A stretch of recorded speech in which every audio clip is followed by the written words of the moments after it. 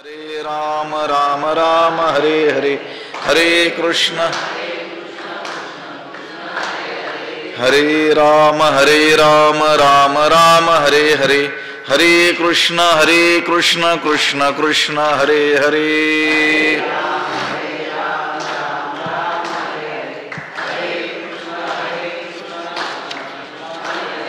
हरे राम राम राम हरे हरे, हरे कृष्ण कृष्ण कृष्ण हरे हरे।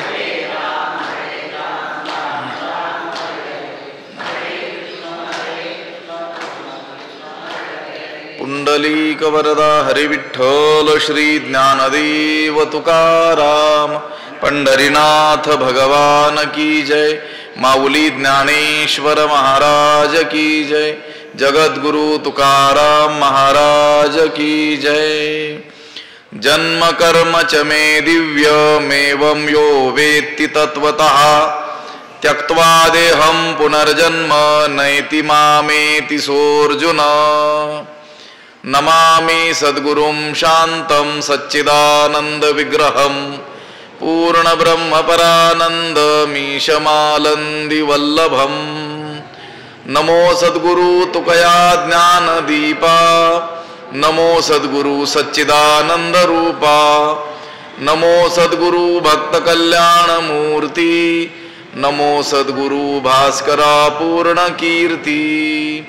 अखंड मंडलाकारं व्याप्तमेन चराचरं, तत्पदं दर्शितं येन तस्मै श्री गुरवे नमः। जयांची केली स्मरण, होय सकळ विद्यांचे अधिकरण, तेची वंदू श्री चरण श्री गुरूंचे, ते नमस्कारोनी आता। जन्म कर्म च मे दिव्यमेवं यो वेत्ति तत्त्वतः, त्यक्त्वा देहं पुनर्जन्म नैति मामेति सोऽर्जुन। ग्रंथराज ज्ञानेश्वरीच्या 4थ्या अध्यायाचा विचार आपण करतो आहोत आणि या 4थ्या अध्यायातील 9व्या क्रमांकाचा हा श्लोक आहे। या श्लोकाचा अन्वय आणि अर्थ एकदा आपण पाहूयात। अर्जुन एवं यः मे दिव्यं जन्म च कर्म तत्वतः वेत्ति सः देहं त्यक्त्वा पुनः जन्म न एति माम एति। त्याचा अर्थ असा आहे, अर्जुन हे अर्जुना, एवं या प्रकारे याप्रमाणे, यः म्हणजे जो, मे दिव्यम जन्मच कर्म माझे दिव्य जन्म अलौकिक जन्म आणि अलौकिक असं कर्म तत्वतः वेत्ती यथार्थ रीतीनं जो जाणतो, तत्वतः जाणतो, सहा म्हणजे तो, देहम त्यक्त्वा देह त्यागानंतर पुन्हा जन्म न येती पुन्हा जन्माला येत नाही, त्याला पुन्हा जन्म प्राप्त होत नाही। कुठे जातो? माम येती मलाच प्राप्त होतो, मला प्राप्त होतो। हे अर्जुना, माझे जन्म आणि माझे कर्म हे कसे आहेत? दिव्य आहेत, अलौकिक आहेत। आणि माझ्या दिव्य जन्मांना आणि दिव्य कर्मांना जो यथार्थ जाणतो, तत्वतः जाणतो, तो देह त्यागानंतर पुन्हा जन्माला येत नाही, मला प्राप्त होतो। भगवंताचा जन्म म्हणजे जो अवतार धारण जो करतो, भगवंत आकाराला जो येतो, तो कसा आहे? लौकिक नाही आहे, अलौकिक आहे, दिव्य। तो म्हणतो दिव्य जन्म आहे। आणि कर्म सुद्धा कसा आहे? दिव्य आहे। जन्म कसा दिव्य आहे? तर तो माईक आहे, मायेचा आश्रय करून तो जन्माला आल्यासारखं करतो, अवतार काय करतो? धारण करतो। आणि त्याचं कर्म कसं काय दिव्य आहे? आता हे साधूंचं रक्षण, दुराचारी लोकांचा नाश आणि धर्माची संस्थापना हे अलौकिक कर्म। हे देवाचा अवताराला येणं आणि त्याचं हे अलौकिक कर्म करणं, जो यथार्थपणे जाणतो त्याला कोणतं फळ प्राप्त होतं ते या श्लोकामध्ये भगवंतानं सांगितलेलं आहे। ईश्वराचा जन्म आणि त्याचं दिव्य कर्म, दिव्य जन्म आणि दिव्य कर्म हे काही सामान्य जीवांच्या जन्माप्रमाणे आणि सामान्य जीवांच्या कर्माप्रमाणे प्रारब्धाधीन नाही आहे। आपला जन्मही प्रारब्धाच्या अधीन आहे आणि आपल्याकडून घडणारी कर्मे सुद्धा कशी आहेत, प्रारब्धाधीनच आहेत. तशी तशी आपल्याला काय होत असते, होणाऱ्यासारखी बुद्धी प्राप्त होत असते. भगवंत म्हणतात माझा दिव्य जन्म आणि दिव्य कर्म जो तत्वतः जाणतो, यथार्थ रीतीनं जाणतो. हे पहा, जन्माला आणि कर्माला काय म्हटलं देवानं, त्याच्या दिव्य म्हणजे दिव्य जन्म असतो देवाचा, आणि आपला जन्म जो असतो तो पार्थिव सामान्य असा असतो. दिव्य जन्म आणि पार्थिव जन्म असे दोन प्रकार करूयात. पार्थिव जन्म म्हणजे काय, हे पंचभौतिक स्थूल शरीराचा जन्म, त्याला काय म्हणायचं, पार्थिव जन्म. हा जन्म सर्व प्राणी मात्रांना आहे, मनुष्य आणि मनुष्येतर सर्व प्राणी मात्र यांना हा जन्म आहे. कोणता, पार्थिव जन्म आहे. आता हा देह म्हणजे मनुष्य देह असेल किंवा अन्य योनीतील जे देह असतील, ही देह जे आहेत हे ते प्राप्त होतात. हा जन्म कसा आहे, देहाचा जन्म योनी संभव, हा योनीच्या द्वारे आहे. आणि भगवंताचा हा माईक आहे, मायामय आहे, तो काही खरा नव्हे. अयोनी संभव नोहे काही श्रमई नामयाचा स्वामी प्रगटला. अयोनी संभव आहे आपला, योनी संभव आणि त्याचा अयोनी संभव. आपला पार्थिव आणि त्याचा दिव्य. बर, केवळ शुद्ध सत्व गुणप्रधान माया ही भगवंताच्या शरीराचं काय आहे, उपादान कारण आहे. आणि ती भगवंताच्या शरीराची उपादान कारण असलेली शुद्ध सत्व गुण माया, आणि त्याच्या त्या शरीराला उपादान कारण ती माया झाली. निमित्त कारण कोण आहे, ते म्हटले भक्तांची प्रार्थना. भक्त प्रार्थना करतात, भक्ता खातर देव काय करत असतो, अवतार धारण करत असतो. भक्तांची काय आहे, इच्छा आहे. जस भक्त जशी इच्छा करतात तसा देव काय करत असतो, आकार काय करतो, धारण करतो. आता भगवंताचा हा जन्म मायारूप आहे, त्यामुळे तो काही आपल्यासारखा प्राकृत नाही आहे, लौकिक नाही. तो कसा आहे, अलौकिक आहे, तो दिव्य आहे. आणि त्याचं ते कर्म, त्याच्याकडून घडणारं जे कर्म आहे तेही कसं आहे, दिव्यच आहे. आता भगवंताचा जसा जन्म दिव्य आहे तसे कर्म सुद्धा कसे आहेत, दिव्यच आहेत. आता साधूचं परिपालन, दुष्टांचं निर्दालन, धर्माची संस्थापना, ही कर्म आपल्या सामान्यांच्या हातून घडू शकतात का, नाही घडू शकत. ती देवाच्याच हातून घडतात, म्हणून तीही कशी आहेत, दिव्यच आहेत. तसं तर भगवंताचं प्रत्येक कर्मच, त्याची प्रत्येक लीलाच ही कशी आहे, दिव्यच आहे. ती आपल्या मानवी बुद्धीच्या आकलन कक्षेच्या पलीकडचीच आहे. आता त्याच्या बाललीला असतील त्या सुद्धा सगळ्याच कळतात का आपल्याला, ठीक आहे. म्हणून तर संतांनी सांगितलं फक्त काय करा, त्याचं उच्चारण करा. चरित्र ते उच्चारावे केले देवे गोकुळ. त्या उच्चारण मात्रानं देखील आपल्याला पुण्य प्राप्त होईल, आपल्याला काय होईल, फळ प्राप्त होईल. भगवंताच्या अवतारातील म्हणजे श्रीकृष्ण अवतारातील सर्वच कर्मे कसे आहेत, दिव्य आहेत. लहानपणी देवानं ज्या काही लीला केल्या गोकुळामध्ये, त्यातील सर्वच लीला कशा आहेत, दिव्य आहेत.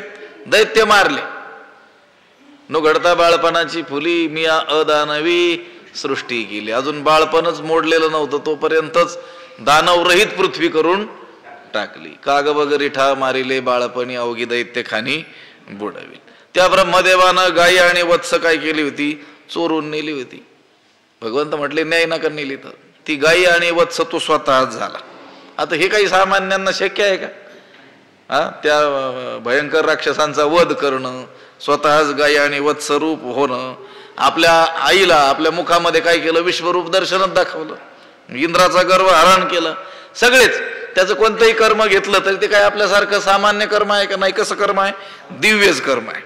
कोणाकडूनही होऊ शकणार नाही अशी दिव्य कर्म ती भगवंताकडून झालेली आहेत. त्या सगळ्या देवाकडून होणाऱ्या कर्माला काय म्हणत असतो आपण, लीला म्हणत असतो.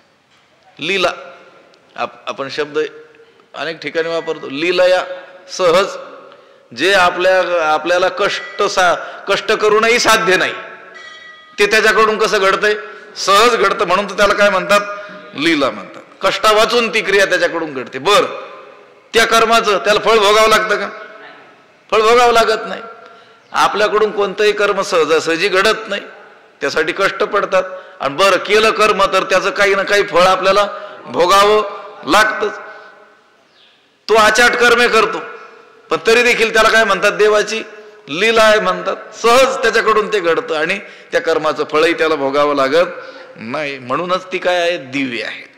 मग ते देवाचे दिव्य जन्म आणि दिव्य कर्म म्हणजे त्याला अवताराला येणं आणि अवतार धारण केल्यानंतर जी जी कर्मे तो करतो त्याच्या पाठीमागचं रहस्य जो जाणतो, तत्वतः व्यक्ती म्हटलेलं आहे ना, तात्विक दृष्टीनं जो जाणतो, यथार्थ रीतीनं जाणतो, सामान्य रीतीनं नाही. सामान्य रीतीनं तर कोणी कथा श्रवण करणार कोणीही जाणतो देवानं काय केलं, कसा अवतार धारण केला. पण त्या अवताराला येण्याच्या मागचं रहस्य काय आहे नेमकं, खरोखर तो अवतार धारण करतो म्हणजे कसा कसा आकाराला तो येतो का आपल्यासारखंच त्याचा देखील जन्म कर्माधीन असा आहे, जो यथार्थ रीतीनं त्या देवाच्या जन्माला आणि कर्माला काय करतो, जाणतो, तत्वतः जाणतो, यथार्थ रीतीनं जाणतो. त्याला लाभ काय होतो, त्याला फळ काय मिळतं ते म्हणले, त्यक्त्वा देहम पुनर्जन्म न येती. म्हणजे या देहाचा त्याग केल्यानंतर तो पुन्हा जन्माला येत नाही. त्यांनाही मागोता जन्म, त्याला पुन्हा जन्माला यावं लागत नाही. भगवंताची अलौकिक कृत्ये, भगवंताचा अलौकिक जन्म हे यथार्थ रीतीनं जो जाणतो. अहो भगवंताचे अलौकिक कृत्ये ज्यांनी पाहिली साक्षात त्यांना सुद्धा ते तत्वतः जाणता आली नाहीत. आता भगवंताचे अलौकिक कृत्ये वसुदेव यशोदा यांनी पाहिली नाहीत का? सगळ्यांनीच पाहिली नाही का? पाहिली, पण त्यांना त्यातला कार्यकारण भाव कळाला का? काही कळालं नाही. आता भगवान श्रीकृष्ण म्हणजे साक्षात मायोपाधिक कोण आहेत? ईश्वर आहेत. त्यांचा हा जो विग्रह आहे, हे जो आकार जो दिसतोय तो कसा आहे? मायामय आहे. आणि ते कर्म करून सुद्धा कसे आहेत? अकर्तेच आहेत. कर्माचा लेप त्यांना लागत नाही. याचं ज्ञान त्या देवाची कर्म पाहणारे जे होते त्यांना होतं का? ते काय समजत होते? आपल्यासारखंच सामान्य समजत होते की नाही? हे शिशुपालानं एवढ्या शिव्या दिल्या, काय समजून दिल्या होत्या? ईश्वर आहे म्हणून दिल्या होत्या का? नाही. गोवळ्याचा मुलगा, बरं हा जो दुर्योधन होता तोही काय समजत होता? कौरव देखील काय समजत होते? सामान्यच समजत होते की नाही? म्हणून देवाचे अलौकिक जन्म म्हणजे देवाला जे अवताराला येणं आहे ते, आणि अवतार धारण केल्यानंतर त्यानं जी काही कर्मे केली ती कर्मे ती कशी आहेत? दिव्य आहेत. आणि ती दिव्य जन्म आणि दिव्य कर्म यथार्थ जो जाणतो त्याला फळ प्राप्त होतं की तो हा देह त्यागल्यानंतर पुन्हा जन्माला येत नाही. कुठे जातो? माम येती, मलाच येऊन काय होतो? प्राप्त होतो. हे देवाचे जन्म आणि कर्म जाणल्याचा काय आहे? लाभ आहे, फळ आहे त्याचं. असं म्हणून आपण सांगत असतो, चरित्राचं चिंतन करायचं असेल तर कोणाच्या करा? देवाच्या करा, भगवंताच्या करा, किंवा त्या भगवंताशी एकरूपतेला साम्यतेला प्राप्त झालेले जे संत पुरुष आहेत त्यांच्या चरित्राचं चिंतन करा, महापुरुषांच्या चरित्राचं चिंतन करा. जे सामान्य मनुष्य आहेत त्यांच्या चरित्राचं चिंतनाचा काय लाभ होईल आपल्याला? त्यांचा जन्मही जाणला आणि कर्मही जाणलं तर लाभ काय? आपल्याहून काय वेगळे थोडेच आहेत ते. त्यांचाही जन्म कर्माधीन, आणि केलेली कर्मे त्याची फळही त्यांनाही भोगावी लागतील आणि आपल्यालाही भोगावी लागणार आहेत सामान्यांना. म्हणून तर नारदांनी भक्तिसूत्रामध्ये भक्तांनी काय केलं पाहिजे आणि काय करू नये हे सांगत असताना काय करू नये तर स्त्री धन नास्तिक चरित्रम न श्रवणीयम. स्त्री चरित्र, धनचरित्र आणि नास्तिक चरित्र याचं काय करू नये? श्रवण करू. जो देवालाच मानत नाही तो भले मग या जगामध्ये त्यानं काही प्राप्त केलेले असतील पद, पण त्याचं चरित्र चिंतन करून आपल्याला लाभ काय होणार आहे? काहीच लाभ होणार नाही. म्हणून चरित्राचं चिंतन कोणाच्या करावं? देवाच्या चरित्राचं चिंतन करावं. चिंतन करावं आणि ते जाणावं. देव जो अवतार धारण करतो त्याच्या मागचं रहस्य काय केलं पाहिजे? जाणलं पाहिजे. खरोखरच तो अवताराला आला म्हणजे आपल्यासारखा आहे का? आपलं जसं शरीर आहे तसंच त्याचं पंचभौतिक आहे का? बरं, आपल्याला जशी कर्मे बाधतात तशी त्याला बाधतात का? त्याला बंध निर्माण करतात का? हे जो जाणेल त्याला फळ प्राप्त होईल. तो हा देह त्यागल्यानंतर पुन्हा जन्माला येणार नाही. जन्माभावरूप परमपुरुषार्थ जो मोक्ष, त्या मोक्ष गतीला काय होईल, तो प्राप्त होईल. माम येते, मला येऊन काय होतो, प्राप्त होतो. माझे अजत्वे जन्मने अक्रियताची कर्म करणे, हे अविकार जो जाणे तो परममुक्त. माझे अजत्वे जन्मने अक्रियताची कर्म करणे, हे अविकार जो जाणे तो परममुक्त. जशाचा तसाच अन्वय आहे. माझे अजत्वे जन्मने, माझे अजत्वे, अजत्वे म्हणजे जन्मराहित्य, ते तसंच ठेवून मी कसा आहे, अज आहे म्हणजे न जन्मणारा आहे, उत्पत्ती रहित आहे परमार्थतः. त्या भगवंताच्या स्वरूपाचा जर विचार केला तर तो कसा आहे, उत्पत्ती रहित आहे, अज आहे, जन्मरहित आहे. त्याला कधीही जन्म नाहीच आहे स्वरूपे करून. आपल्याला देखील नाही आहे स्वरूपे करून जन्म, पण आपण ते हाशी तादात्म्य केलेलं असल्यामुळे आपल्याला वाटतं माझं काय झालेलं आहे, जन्म झाला आणि माझं काय होणार आहे, मरण होणार आहे. म्हणून मग वाढदिवस उगीच साजरा करतात का माणसं? ज्याला देह बुद्धी राहिली नाही तो वाढदिवस कसा काय साजरा करी? लक्षात येतंय का? ज्यानं स्वतःला मी आत्मस्वरूप आहे असं जाणलं आणि आत्म्याला कधीच जन्म नाही आणि मरणही नाही असं ज्यानं जाणलं, केवळ ऐक्यू नाही आणि केवळ मौखिक ज्ञान नाही, यथार्थ जाणलं, या देहाधिकाचा माझा काही काडी मात्र संबंध नाही आहे असं ज्यानं जाणलं, तो वाढदिवस साजरा करील का? याचा अर्थ जे साजरा करतात ते त्यांची देहबुद्धी पक्की आहे. ते भलेही इतरांना उपदेश करत असले तरी देखील त्यांची देहबुद्धी गेलेली नाही. महात्मा पुरुष वाढदिवस साजराच करू शकत नाही आणि करूनही देऊ शकत नाही. लक्षात आलं का? जन्म कशाचा मानणार तुम्ही? देहाचा. सगळी शास्त्र ओरडून तर हेच सांगतात की तू देह नाहीस. जो ज्याची बुद्धी देहबुद्धी नष्ट झालेली आहे आणि पक्की आत्मबुद्धी आहे त्याला तर महात्मा म्हणतात आपल्याकडे. भक्त ऐसे जाना जे देही उदास. औदासीन्याचा भाव त्याचा स्वदेहाविषयी असला पाहिजे. त्याने जाणलं पाहिजे की देह हे माझं स्वरूप नाही. हा देह हा षडभाव विकारानं काय आहे, ग्रस्त आहे. हे जगतांतर्गतच हा देह एक काय आहे, पदार्थ आहे, जड आहे, विनाशी आहे. हे ज्यानं जाणलं, मी विषय काय चालला, भगवंत म्हणतात मी कसा आहे, अज आहे, उत्पत्ती रहित आहे. पण उत्पत्ती रहित असूनही मी जन्म घेतो. माझे अजत्वे जन्मने, जन्मन पण कसं, अजत्वे. तर लक्षात आलं तर पहा, तो अवताराला आला तरी देखील त्याचं अजत्व बिघडत नाही. अज, अज शब्दाचा अर्थ काय, न जन्मन. आणि तो तर म्हणतो मी देह धारण करतो. त्याच्या देह धारण करण्यानं त्याचा जो जन्मरहितपणा आहे त्याच्यात काहीही बिघाड होत नाही. तुम्ही म्हणाल असं कसं? हे बा, आता खोटं बोलल्यानं त्याचं जे सत्य वचन, त्याला सत्यवचनी मानल्या जातं, त्याच्यात बिघड होईल की नाही? सत्यवचनी कोणाला म्हणण्यात येईल? जो कधी असत्य भाषण करत नाही. आणि एखादा जर म्हणेल मी खोटही बोलतो पण माझं सत्यवचनी पण कधी बिघडत, तुम्ही म्हणाल हे तरी उलट झालं बोलणं. मग तसंच झालं की नाही, माझे अजत्वे जन्मने, माझा मी उत्पत्ती रहित आहे पण उत्पत्ती रहित असूनही काय करतो, जन्म घेतो. आणि अक्रियताची कर्म करणे. आता कर्म केलं तर अकर्तृत्व राहिलं कुठं? अक्रिय म्हणजे काही न करणे. आता कर्म जर केलं, क्रिया जर केली तर अक्रियपणात काय होईल, बिघड होईल ना. तो म्हणतो नाही, मी अक्रिय असूनही काय करतो, कर्म करतो. मी अज असूनही काय करतो, जन्म घेतो. हे अविकार जो जाणे, हे सगळं अविक्रिय आहे असं जो जाणतो तो परम मुक्त, तो श्रेष्ठ मुक्त आहे. तोच श्रेष्ठ आहे. तोच कोण आहे? मुक्त आहे. कोण? जो जाणतो. काय जाणतो?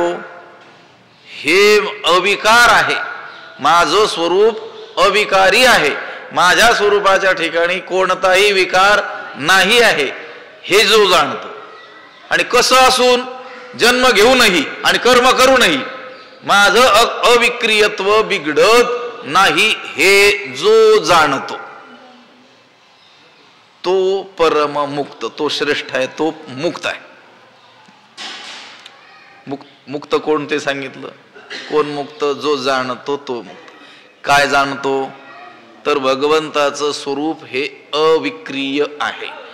त्याच्या त्या अविकारी स्वरूपात कोण्याही प्रकारचा बिघाड होत नाही.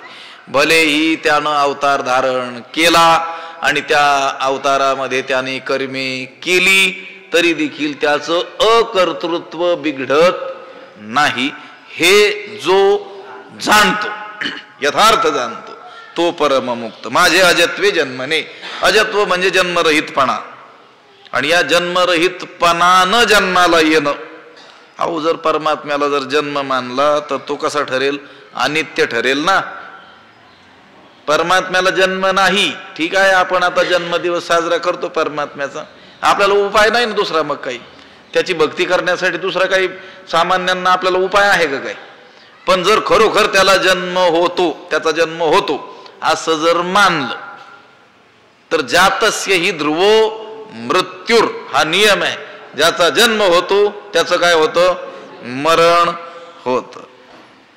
हा दोष लागेल. बर, आणखी काय दोष लागेल? त्याची जर उत्पत्ती मानली तर आत्माश्रयादी जे 6 दोष आहेत ते दोष येऊ शकतात. जर भगवंत उत्पन्न होतो असं जर मानलं तर दोष येतील. तो मायेच्या योगानं जन्माला आल्यासारखा दिसतो, पण वस्तुतः तो जन्मतच नाही. काय होतो? फक्त अवतार धारण केल्यासारखा दिसतो, त्यानं जन्म घेतल्यासारखं दिसतं. कोणाला दिसतं? आपल्याला दिसतं. का दिसतं? अज्ञानामुळे दिसतं. पण वस्तुतः तो जन्मत नाही. आणि जन्मत नसल्यामुळे त्याच्या अजत्वाला देखील बाधा येत नाही. ज्ञानोबरायांनी सांगितलंय. आणि आकारा आलिया जयाचे निराकारपण न वचे आणि आकार लोपे न विषमचे नित्यतागा. आकारा आलिया जयाचे, आकार धारण केल्यानंतर जयाचे निराकारपण न वचे, त्याच्या निराकारपणामध्ये बाधा येत नाही. कधी येत नाही? आकार धारण केला तरी येत नाही. आणि आकार लोपे न विसंचे नित्यतागा, आणि त्या आकाराचा लोप झाला तरी त्याचं नित्यत्व बिघडत नाही. आपलं कसं आहे? आता आपण तादात्म्य देहाशी केलेला असल्यामुळं आकाराला आलो तर निराकारपण संपलं, आणि आता आकार लोपला की आपली नित्यता देखील गेली. पण त्याचं तसं नाही आहे, म्हणून त्याला अक्षर म्हणतात. त्या 8व्या अध्यायामध्ये अक्षर म्हटलंय की नाही? त्याला अक्षर का म्हटलं? 8व्या अध्यायामध्ये अक्षर म्हणून अक्षर जे म्हणजे त्याला अक्षर म्हटलेलं आहे. आकार आली अजयाचे निराकारपण न वचे आणि आकार लोपे न विसंचे नित्यतागा. म्हणून माझे अजत्वे जन्मने. मी उत्पत्ती रहित असून मी काय करतो? जन्म घेतो म्हणजे जन्माला आल्यासारखा फक्त दिसतो. जन्म तर मानला तर मग काय होईल? तो त्याला मृत्यू मानावा लागेल, त्याला दोषही काय होतील? प्राप्त होतील. अक्रियताची कर्म करणे. मी कसा आहे? वस्तुतः क्रियारहित आहे. क्रिया कोणामध्ये संभवते? परिच्छिन्न वस्तूमध्ये.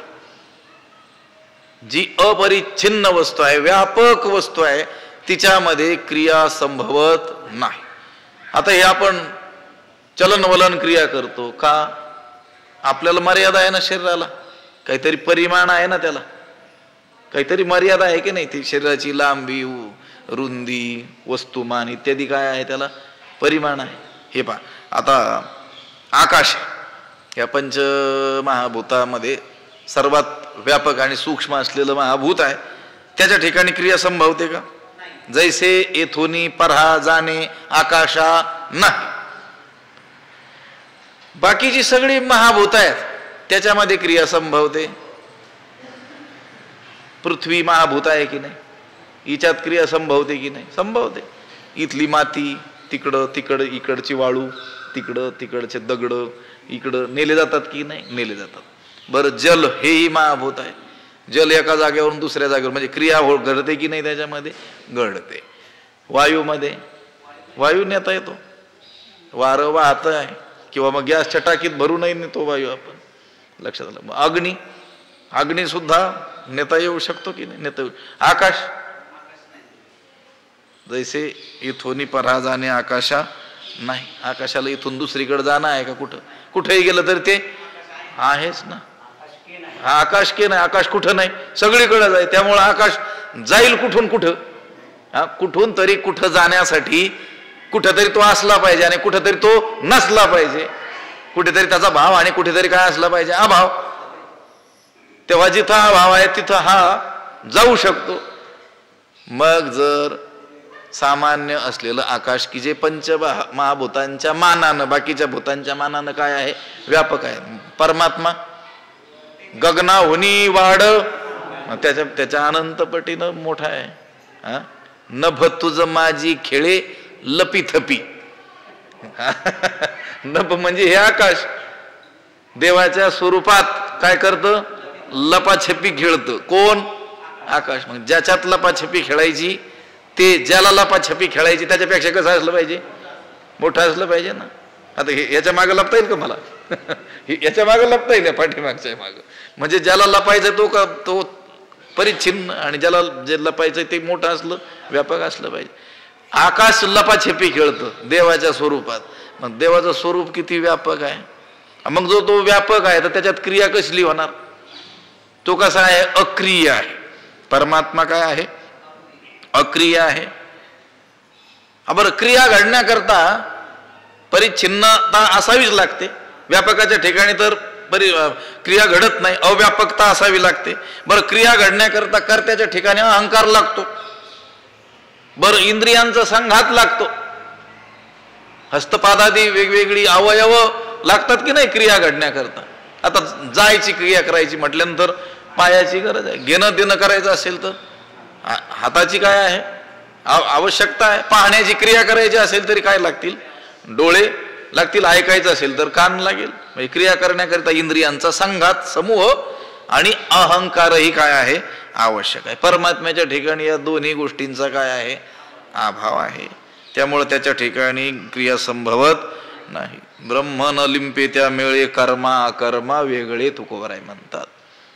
कर्मा कर्माच्या काय आहे ते पलीकडचं आहे. बर, भगवंताच्या मायामय शरीराकडून जरी क्रिया घडत असलेल्या आपल्याला दिसत असल्या, देवानं मायामय शरीर धारण केलं, विग्रह धारण केला आणि त्याच्यात काही क्रिया त्याच्याकडून घडताना आपल्याला दिसतात. जरी दिसत असल्या तरी त्या घडणाऱ्या क्रियांच्या बाबत तो उदासीन आहे. म्हणजे त्या कर्माबद्दल त्याच्या ठिकाणी कर्तृत्व अभिमानही नाही आणि फलासक्तीही नाही. म्हणून तो कर्म करूनही कसा आहे, अकर्ताच आहे. न च मानतानि कर्माणि निबध्नन्ति धनंजय उदासीन वदासीनमसक्तंतेषु कर्मसु. तानी कर्माणि, ती कर्म त्या भगवंताला काय होत नाहीत, बांधत नाहीत. आणि मग कसं काय त्याच्याकडून कर्म घडू शकेल. घडताना आपल्याला दिसतंय पण त्याच्या ठिकाणी त्याचा काय नाही आहे, अहंकारच त्यानं धारण केलेलं नाही. बर, सर्व जी कर्मे आहेत त्या कर्माचा अंतर्भाव किंवा अंत म्हणा, नाश म्हणा, परमात्मा स्वरूपाच्या ठिकाणी होत असतो. भगवंत कसा आहे, ज्ञान स्वरूप. भगवंत कसा आहे, ज्ञान स्वरूप. ज्ञान म्हणजेच भगवंत. भगवंत म्हणजे सच्चित आनंद म्हणतो की नाही, चिद्रूप सच्चित रूप आनंद रूप कोण आहे, भगवंत आहे. ज्ञान स्वरूप आहे भगवंत. कसा आहे, ज्ञान स्वरूप. बरं, त्या ज्ञानामध्ये सर्व कर्माचा अंतर्भाव होतो. सर्वम कर्मा अखिलम पार्थ ज्ञाने परी समाप्यते. ज्ञानामध्ये सर्व कर्माचा काय होऊन जातो, अंत होतो, नाश होतो. बरं, परमात्मा हा अग्निरूप आहे. मग अग्निरूप असल्यामुळं सगळ्या कर्मांना तो काय करतो? भस्मसात करतो. ज्ञानाग्नी सर्व कर्माणी भस्मसात कुरुते तथा. म्हणून तो अक्रिय आहे आणि अक्रिय असून काय करतो? कर्म करतो. दिसतो आपल्याला, पण दिसत असला कर्म करताना आपल्याला जरी वाटत असलं त्याच्याकडून ती कर्मे घडत आहेत, तरी देखील तो कसा आहे? अक्रियच आहे. तो जन्माला आलेला आपल्याला दिसत असला तरी देखील तो वस्तुतः कसा आहे? अजन्माच आहे. म्हणून माझे अजत्वे जन्मने आणि अक्रियताची कर्म करणे हे अविकार. हे कसं आहे? दोन्ही अविकारी आहे, विकारी नाही. तो जन्माला आलेला जरी आपल्याला आपल्या अज्ञानामुळे दिसत असला, तसं तो मायेचा आश्रय घेऊन तसं दाखवत असला, तरी त्याचं जे स्वरूप आहे ते अविकारीच आहे. पुन्हा तो कर्मे करताना आपल्याला दिसत असला तरी देखील तो अकर्ताच आहे. त्याच्या स्वरूपाच्या ठिकाणी कोणताही विकार नाही. हे अविकार म्हणजे विकार रहित. परमात्म्याचं जन्मनं आणि परमात्म्याचं कर्म करणं हे जरी त्याच्या मायामय शरीरामुळे आपल्याला भासत असलं तरी तो वस्तुतः कसा आहे? अजन्माच आहे. आणि कसा आहे? निष्कर्मच आहे. निष्कर्मी स्थितीतच आहे, विकाररहितच आहे. असं जो तत्वतः देवाला जाणतो, तत्वतः जाणतो म्हणजे अपरोक्षरित्या जाणतो, तसा त्याला साक्षात काय आहे? अनुभव आहे. केवळ त्यानं वाचलं म्हणून आता संत काय खोटं बोलणार नाहीत बाबा, मानलं पाहिजे तसं नाही. तसं त्याला काय आहे? साक्षात अनुभव आहे. तोच काय आहे? परममुक्त. तो खरा श्रेष्ठ मुक्त आहे. भगवंताचं अजत्व आणि अक्रियत्व अपरोक्षपणे त्यालाच कळू शकतं जो स्वतः आत्मसाक्षात्कारवान आहे. ज्याला आपल्या स्वरूपाचा काय झालेला आहे? साक्षात्कार झालेला आहे. आत्म्याचा साक्षात्कार झालेला आहे. म्हणजे काय? तर मी देह नसून मी चैतन्य स्वरूप आहे, आत्मस्वरूप आहे. आणि आत्माच परमात्मा स्वरूप आहे.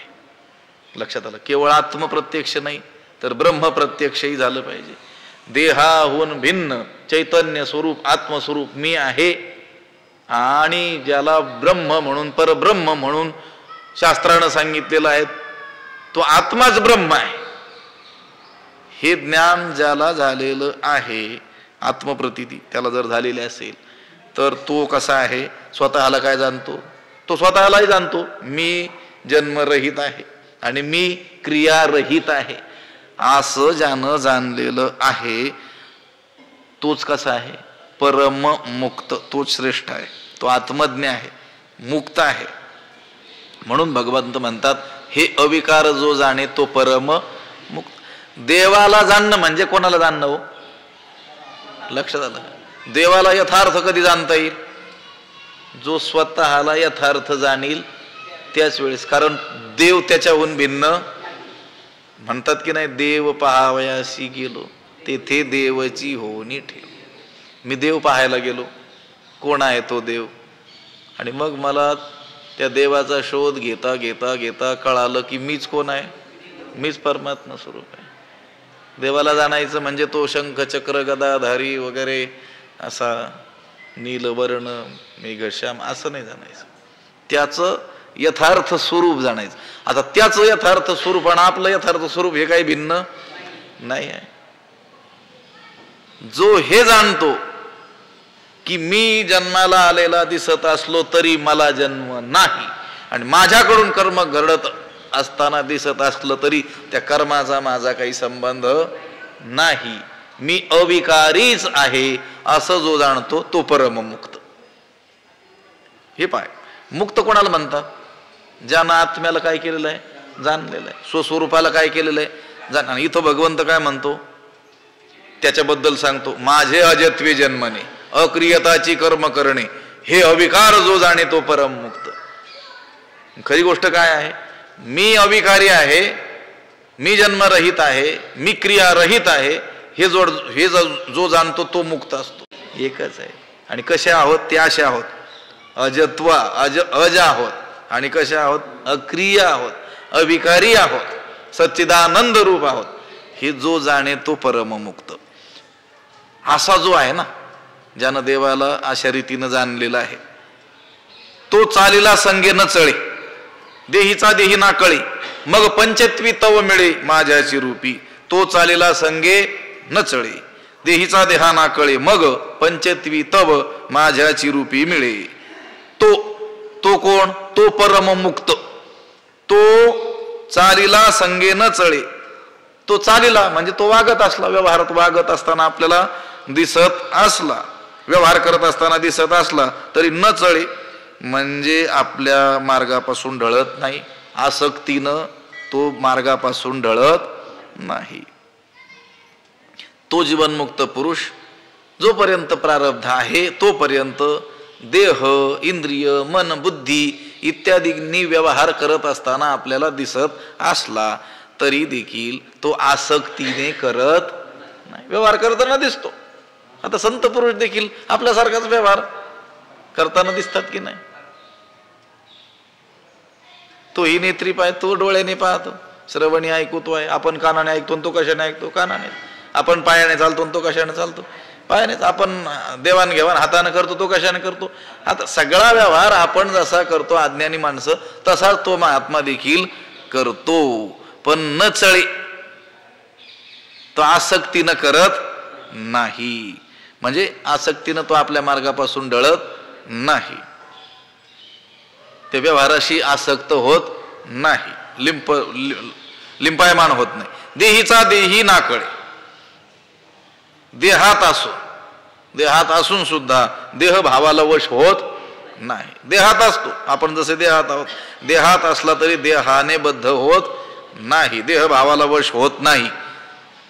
आणि मग पंचत्वितव मिळे माझ्याची रूपी, मग पंचत्वितव माझ्याची रूपी मिळे. आणि मग पंचत्वी म्हणजे मरण समयी. पंचत्वी म्हणजे पंचमहाभूतात ज्यावेळेस देह विलीन होण्याचा समय येतो, मरण समय, ज्यावेळेस तो मरतो त्यावेळेस कुठे जातो? तो माझ्याची रूपी मिळे, माझ्या स्वरूपात येऊन मिळतो. तो चालीला संगे न चळे, तो चाललेला दिसतो. तो मुक्त पुरुष इतर अज्ञान्यांप्रमाणे व्यवहार करताना दिसतो. हिरवी आणि कांची परी, तोही एक शरीरी, अशेषही व्यापारी वर्ततो दिसे. अशेषही व्यापारी, सगळे व्यापार, जेवढा आपण काय करतो तेवढं तो करतो.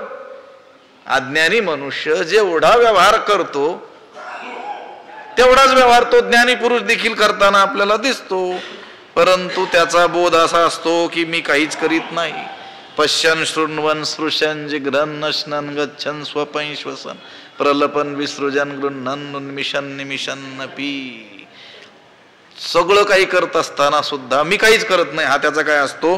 बोध असतो. पै तेथुनी मग पाहता म्हणे साक्षी मी अकर्ता, हे गुणाची क्रिया जाता नियोजना. हे सगळं जे घडतंय गुणी गुणेषु वर्तंत इति मत्वा न सज्जते. गुण गुणामध्ये प्रवृत्त होत आहेत असा त्याचा काय असतो? बोध असतो. क्रिया घडते कोणाकडून? देहाकडून. देह कोणाचा? पंचमहाभूतांचा, त्रिगुणाचा. देह त्रिगुणाचा बाधा, 3 गुणांचा. आणि ती गुणांमध्ये काय होतात? वर्तन करतात असा त्याचा काय असतो? बोध असतो. मी आत्मा आहे, माझा याच्याशी काही संबंध, पण त्याचा तो बोध असतो. स्पष्ट काय असतो? बोध असतो. तो चालीला संगे न चळे म्हणजे तो व्यवहार करत असला तरी देखील संगे, संग म्हणजे आसक्ती, तो चालीला संगे न चळे, त्या आसक्तीनं तो चळत नाही म्हणजे आपल्या मार्गापासून ढळत नाही. अहंकार वृत्ती, आसक्ती म्हणजे संग, त्याच्या इंद्रियाकडून सर्व व्यापार होतात पण तो त्याचं तादात्म्य घेत. तुकोबाराय म्हणतात की नाही, सत्यवादी करी संसार सकळ अलिप्त कमळ जळी जैसे. सत्यवादी पुरुष, ज्ञानी पुरुष, महात्मा पुरुष, संत पुरुष सकळ संसार करी. जसा ज्ञानी मनुष्य सगळा संसार करतो तसाच हा ज्ञानी पुरुष देखील काय करतो? सगळा संसार करतो, पण अलिप्त कमळ जळी जैसे, जळामध्ये जसं पद्मपत्र मिवांबसा. जरी त्रैलोक्य हिंडला तरी ठाई होनी नाही हलला, ऐसा न चलोनी मुक्त चालला, जेवी अभ्रे धाविन्नला चंद्र दिसे. नाथ महाराज म्हणतात चंद्र जागेवरच आहे. आकाशात थोडेसे विरळ असे ढग आलेले आहेत, पण ते ढग इकडून तिकडं चाललेत, पण पाहताना असं वाटतं तो चंद्र पळतोय. चंद्र कुठे आहे? तिथेच आहे. अगदी त्याचप्रमाणे जरी त्रैलोक्य हिंडला तरी ठाई होणी नाही हलला. जर त्रैलोक्यात भ्रमण करतो पण त्याचा बोध काय आहे? मी जागेवरच आहे. आत्म्याला काय जाणं येणं आहे का कुठं? कारण आत्मा व्यापक आहे. आकाश हे सामान्य व्यापक आहे, सामान्यतः व्यापक आहे, त्या अन्य भूतांच्या मानानं व्यापक आहे, सापेक्ष व्यापक आहे. आणि हा आत्मा तर निरपेक्ष व्यापक आहे. आणि मी आत्मा आहे हा जर त्याचा बोध असेल तर मी इकडून तिकडे गेलो असं कसं काय म्हणेल? तो कुठून कुठे गेला? सगळीकडे जर चराचरात कोण आहे? तोच आहे. तो आपल्याला दिसतो त्रैलोक्यात फिरताना, पण त्याचा बोध आहे मी ठाईच बैसून एकाच जागेवर आहे, असा त्याचा काय असतो? त्याचा स्वतःविषयीचा बोध असतो. अज्ञानी माणसं त्याच्याविषयी वेगवेगळी कल्पना करत असतील, है ना. तुकाराम महाराज डोंगरावर गेले, तुकाराम महाराज डोंगरावरून आले, तुकाराम महाराज आळंदीला गेले, पण तुकोबरायांचा बोध काय आहे? मीच सर्वत्र आहे, मी कुठून कुठेही गेलो नाही. उदाहरण दिलं नाथ महाराजांनी, कुलाल चक्री बैसली माशी, ते न हलता भवे चक्रा सरशी, मुक्ताची गमन सिद्धी तैसी देह गमनेसी आभासी. कुलाल चक्री बैसली माशी. कुंभार गाडगे घडवताना ज्या चाकाचा उपयोग करतात त्या कुलाल चक्रावरती माशी बसलेली आहे. ते न हलता भवे चक्रा सरसी. ती हलते का कुठं? पण तरी देखील चक्रासारखी फिरताना आपल्याला ती कुठे आहे? ती एका जागेवर आहे, पण आपल्याला वाटतंय ती फिरू राहिलेली आहे. फिरतंय कोण? चाक. पण आपल्याला काय वाटतंय? कोण फिरते? कुठे बसलेली? त्या कुंभाराच्या फिरणाऱ्या चाकावर. अगदी त्याचप्रमाणे मुक्ताची गमन सिद्धी तैसी देह गमनेशी आभासी. त्याचा देह इकडून तिकडे जातो म्हणून आपण अज्ञानी माणसं महात्मा इकडून तिकडे गेला असं म्हणतो, पण त्याचा बोध कसा आहे? त्या चाकावर बसलेल्या माशीचा बोध कसा आहे? मी तर जागेवर बसलेले आहे, पण बाकीच्यांना काय वाटतंय? ती फिरू राहिलेली. असं तो चालेला संगे न चळे. तो जीवनमुक्त पुरुष व्यवहार करीत असला तरी देखील आसक्ती न करत नाही. देहीचा देही ना कळे. देहीचा म्हणजे देहात असलेला, देहा ना कळे म्हणजे देहाला आकळला जात नाही, म्हणजे बद्ध होत नाही, वश होत नाही, देहाने बद्ध होत नाही. देहासक्ती नसते म्हणून शरीराच्या गुणधर्मांनी तो आकळला जात नाही. तेवी मी होणी निरुता मग देहीची असता नागवे देह संबोधा गुणासी तो. देहीचा देही नाकळे असतो देहात. आपण जसे आता देहामध्ये वास्तव्य तसा तो देहामध्ये वास्तव्य करताना दिसतो, पण त्या देहभावाला तो वश होत नाही. तो देहाला काय मानतो? हे देह झोळ ऐसे मानूनी ठेले आपण पे आपणची होऊनी जैसा मठ गगना भरुणी गगनीची असे. मठ आहे, या मठामध्ये काय आहे? आकाश आहे. मठ गगना भरुनी गगनीची असे. मठामध्ये काय आहे? आकाश. आणि मठ कुठे आहे? आकाशात. मठ आकाशात आहेत आणि मठामध्ये सुद्धा काय आहे? आकाश आहे. म्हणजे मठाच्या आत बाहेर काय आहे? आकाशच आहे. तसं तो स्वतःला काय मानतो? देहाला. हे देह ते देह झोळ ऐसे मानू. देहाला काय मानतो? झोळी खोळ. लक्षात आलं का? ठेले आपण पे आपणाची होऊन जैसा मठ गगना भरुणी गगनीची असे. तो देहीचा देहा ना कळे. देहामध्ये असून देहाने देहभावाला तो वश होत नाही. मग पंचत्वी तव मिळे माझ्याची रूपी. मग पंचत्वी म्हणजे मरणी. पंचमहाभूतात विलीन होण्याचा जो समय आहे त्या पंचत्वी म्हणजे मरणी, मेल्यावर भगवंताला जाऊन मिळतो, यात काही नवल नाही. मग पंचत्वी तव मिळे माझ्याची रूप. मेल्यानंतर तो देवाला जाऊन प्राप्त होतो, यात काय नवल आहे? ते मरणी आईलीच कडे मजई मिळून गेले पुढे, मग मरणी आणि की कडे जातील केवी भगवंत म्हणतात. ते जे महात्मे आहेत ना, ज्यांनी स्वरूपाला यथार्थ जाणलेला आहे, ते त्यांच्या देहाला मरण येण्याच्या अगोदरच मरणी आईलीकडे, मरणा आईलीकडे मरणाच्या अगोदरच मज मिळून गेले पुढे. माझ्याशी काय झाले, मिळून गेले. कधी? मुक्ती कधी मिळवण्याची गोष्ट आहे? मुक्ती कधी प्राप्त होते? स्वर्ग ठीक आहे, स्वर्ग कधी मिळतो? मेल्यावर. मेल्याशिवाय स्वर्ग पाहता येत. म्हणून ज्याला जायचं असेल स्वर्गाला त्याला काय करावं लागतं? अगोदर मरावं लागतं. सगळीच मेलेली स्वर्गाला नाही जात, जरी लिहिलं जात असलं स्वर्गवासी स्वर्गीय, ठीक आहे. लोकांतराला ठीक आहे, मेल्यानंतर जाता येईल. पण मुक्ती ही कधी मिळवण्याची गोष्ट आहे. आणि जो म्हणेल मुक्ती कधी मिळते? मेल्यानंतर. ज्ञानोबा आहे त्याला म्हणतात अतिमूर्ख. मोक्ष मेल्यापाठी आम्हासी होईल, ऐसे जे म्हणतील अतिमूर्ख. असं आहे. खरा मोठा मूर्ख असेल तर ज्ञानोबा त्याला मूर्ख म्हणतात फक्त. पण ज्ञानोबा जर अतिमूर्ख म्हणत असतील तर मग समजून घ्या केवढा मोठा असेल. असं ज्ञानोबा सहसा कोणाला नाही मूर्ख म्हणत. खरोखरच खूपच मोठा मूर्ख असेल तर म्हणतात हा मूढ आहे, मूर्ख आहे. पण ज्ञानोबा अति शब्द जोडतात म्हटल्यानंतर हे अतिच झालं की खूप. लक्षात आलं का?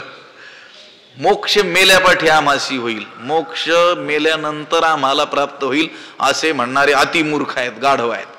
मोक्ष ही जिवंतपणीच भोगण्याची काय आहे अवस्था. याची देही याची डोळा भोगू मुक्तीचा, तुका म्हणे मुक्ती परिनेली नोवरी, आता दिवस चारी केळी मिळी. अगोदर, मरण्याच्या अगोदर. म्हणून जे महात्मे देह त्यागाच्या पूर्वीच भगवंत म्हणतात माझ्याशी एकरूप होऊन गेले, ते मरणी अनेकीकडे जातील की ते मेल्यानंतर कुठे जातील? जे मरणाच्या अगोदरच माझ्याशी एकरूप झाले ते मेल्यानंतर आणखी कुठे जातील का? महात्म्याबद्दल चिंता करण्याची गरजच नाही, कुठे गेले असतील ते अगोदरच देवाशी एकरूप होऊन गेले. ठीक आहे, आपण नंतर त्यांना लिहितो वैकुंठवासी. खरं तर ते जिवंत असतानाच वैकुंठ स्वरूप झालेले आहेत. वैकुंठ म्हणजे भगवंताचं नाव, देवरूप ते होऊन गेले आहेत. मग पंचत्वितव मिळे माझ्याची रूपी. मग देह पंचमहाभूतात त्याचा देह पंचमहाभूतात विलीन होतो, तेव्हा तो माझ्या निरुपाधिक असलेल्या स्वरूपाशी एकरूप होतो. विदेह मुक्तीला काय होतो? विदेह कैवल्याला प्राप्त होतो. पुंडलिक वरदा हरिविठ्ठल श्री ज्ञानदेव पंढरीनाथ भगवान माऊली ज्ञानेश्वर महाराज की जय. विठ्ठल विठ्ठल विठ्ठल. पुंडलिक वरदा हरि श्री ज्ञानदेव पंढरीनाथ भगवान की. माऊली ज्ञानेश्वर महाराज की जय. आता विश्वात्मके देवे येणे वाग्यज्ञे तोषावे, तोषोनी मद द्यावे पसाय दान हे. जे खळांची भूता परस्परे पडो, दुरितांचे तिमिर जावो, विश्व स्वधर्म सूर्ये पाहो, जो जे वांछील तो ते लाहो. वर्षत सकळ मंगळी ईश्वर निष्ठांची मांदियाळी, अनवरत भूमंडळी भेटो तया भूता. चला कल्पतरूंचे आरव, चेतना चिंतामणीचे गाव. बोलते जे अर्णव पियुषांचे, चंद्रमे जे अलांछन. मार्तंड जे तापहीन, ते सर्वाही सदा सज्जन. सोय रे हो तू किंबहुना सर्व सुखी, पूर्ण होवणी तिही लोकी. भजिजो आदि पुरुखी अखंडित, आणि ग्रंथोपजीविये विशेषी लोकी इये. दृष्टादृष्ट विजय हो आवेजी, एथ म्हणे श्री विश्वेश्वरावो. हा होईल दान पसावो, येणे वरे ज्ञानदेवो सुखिया झाला. येणे वरे ज्ञानदेवो सुखिया झाला. येणे वरे ज्ञानदेवो सुखिया. पुंडलिक वरदा हरिविठ्ठल श्री ज्ञानदेव तुकारा. पंढरीनाथ भगवान की जय. माऊली ज्ञानेश्वर महाराज की. जगद्गुरु तुकाराम महाराज. शांती ब्रह्म सद्गुरु वंशी महाराज. सद्गुरु जोग महाराज की जय.